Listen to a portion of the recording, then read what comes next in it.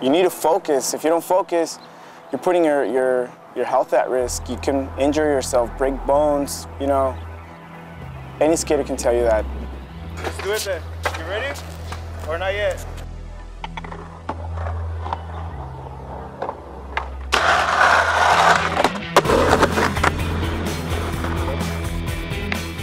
I'm 29 and I started skating when I was 15, so do the math, you know?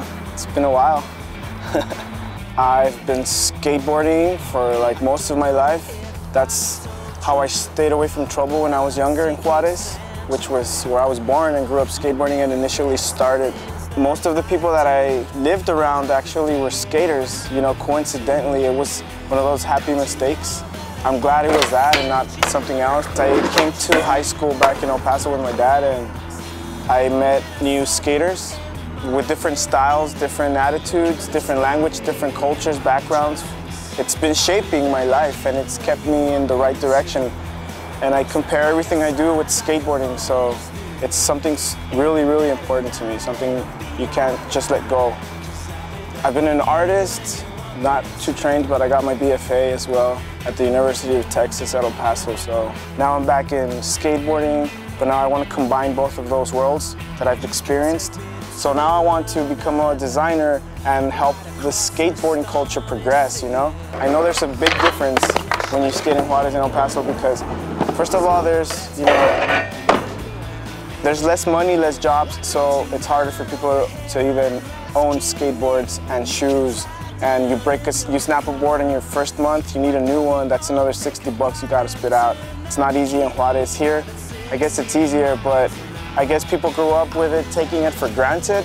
It's not the same because skaters from Juarez are so spiritually involved with it. They're dedicated by heart because it's actually a sacrifice. It's something, it's not easy to do to skate. It has to be something you really want to throw your life into and actually your whole time.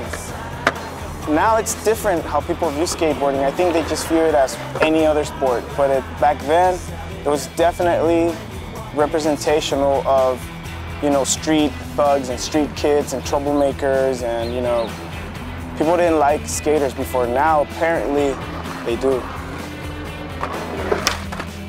The feeling I get personally when I'm skating is I get the chills, you know, it's a time of, I guess, meditation in a way. Even if it's an aggressive sport, it's a physical sport, it feels like you're actually defying gravity at some points.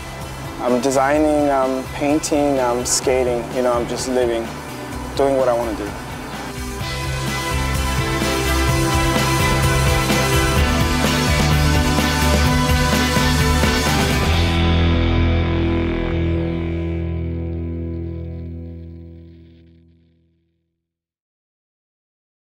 An advice I would give to kids, especially a younger generation that starts skateboarding, and whether if it's in Juarez or El Paso, it's just, you know, make sure you're doing it for the right reasons. You're not just doing it to be cool or fit into any group of kids or group of individuals. Even if you're a college student, even if you're an adult, it doesn't matter, you know, do it because you want to do it. Sacrifice your time, you know, be smart about it, plan out, have fun, you know, live it up.